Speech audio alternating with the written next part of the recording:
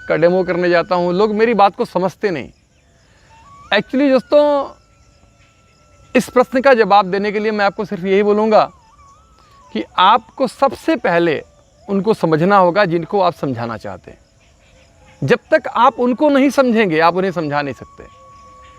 बहुत सारे लोग ऐसे होते हैं जो जाकर के अपनी बातों को ओमिट कर देते हैं, अपनी बातों को रख देते हैं, बट सामने वाला बंदा क्या चाहता है उसको समझने में अपना टाइम नहीं लगाते।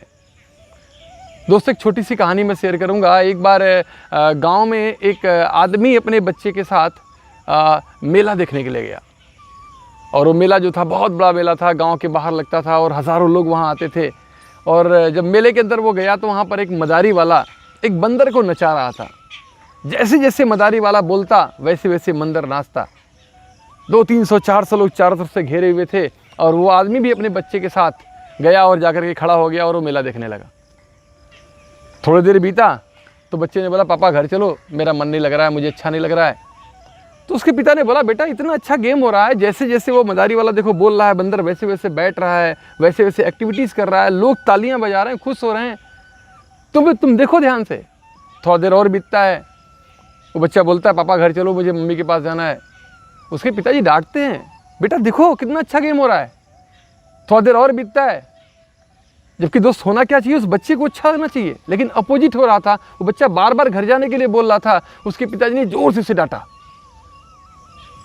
और जोर से डांटा उसे, और एक थप्पड़ खींच के मारा कि मैं बोल रहा हूं देखो। अब वो लड़का की आंखों से आंसू गिरने लगा, वो रोने लगा। और उसके पिता ने तक क्या देखा कि उसके लड़के के जूते का रिबन खुला हुआ है। वो लड़का बैठ करके उस रिबन को बांधने की कोशिश कर रहा था, बार बार वो बांध नहीं पा रहा था।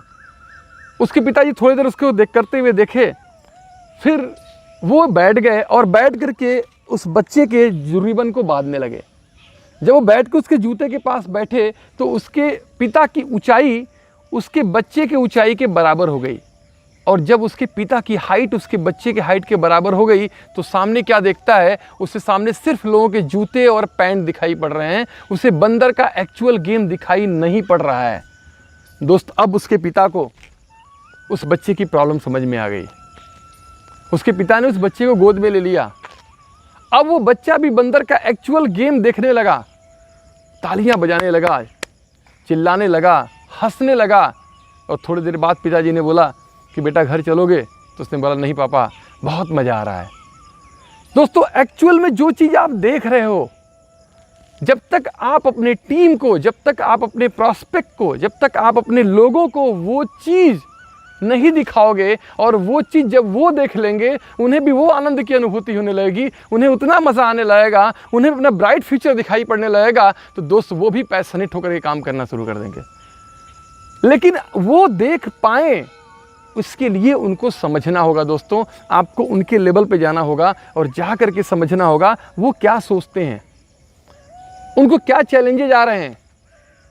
दोस्त, मेरी शुभकामनाएं आपके साथ हैं, और मैं यही चाहूँगा आप सब लोग बहुत बड़े मोटिवेटर बने, लोगों की लाइफ में सकारात्मक परिवर्तन लेकर के आएँ, चेंजेस लेकर के आएँ। दोस्तों, टीम को मोटिवेट करने के बहुत सारे कारण, बहुत सारे तरीके हैं, हम एक एक करके आपसे शेयर करते रहेंगे।